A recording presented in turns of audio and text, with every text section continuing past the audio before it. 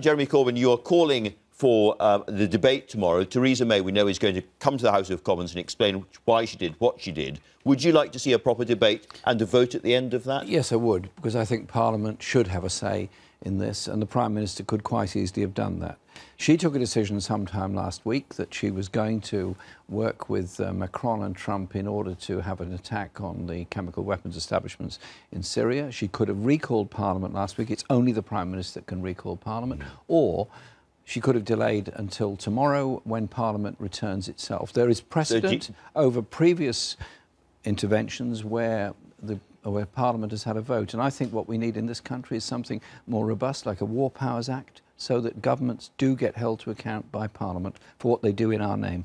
And if there is now a parliamentary vote, would you like that to be a vote which would, as it were, tie her hands to stop a repetition of what happened this week happening again? What I would like is a vote which outlines a process that could now happen. That is, giving the OPCW the chance to go in and fully investigate everything, including the debris from the bombing attack, but also a very strong steer to our government to now go back to the UN and promote a resolution and work might and main to bring Russia and the United States together on this so that we do get a political process in Syria, as well, of course, as the removal of chemical weapons, which was done after 2013 when Lavrov and Kerry reached an agreement which had a big effect. After all, several hundred tons of chemical weapons were destroyed as a result of that process. It can be done, it's hard work, and it takes patience, but surely that is better than the danger of escalation of this conflict into a proxy war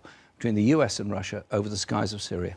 You mentioned the OPCW there, the Organisation for Prevention of Chemical Weapons. Now, do you accept that when they reported last year that Assad was responsible for a chemical attack in 2017, they were right? I've no problem with their reporting, their investigation, or the quality of it, but they must be given the chance to do it now. There is evidence, of course, very strong evidence, about the use of chlorine, which is not itself a banned substance because it's so easy to make, but clearly as a weapon it is illegal. That has been used by a number of parties in the conflict, but there's quite clear evidence there. The OPCW must be given the chance to report on it. They are, after all, on their way to Duma. They may even be there now.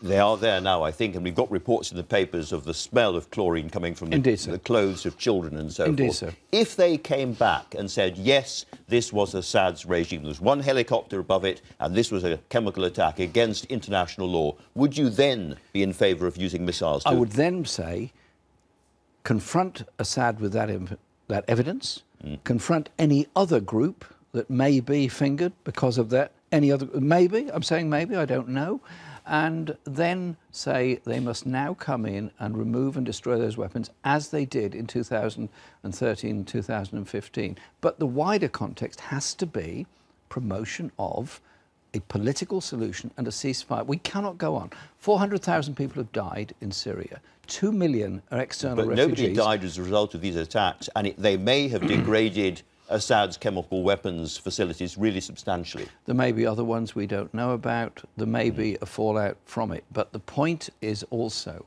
of the legality of doing it. Because if we want to get the moral high ground around the world, as a member of the Security Council, as a country with a long tradition of international involvement, shall we say, then we have to abide by international law.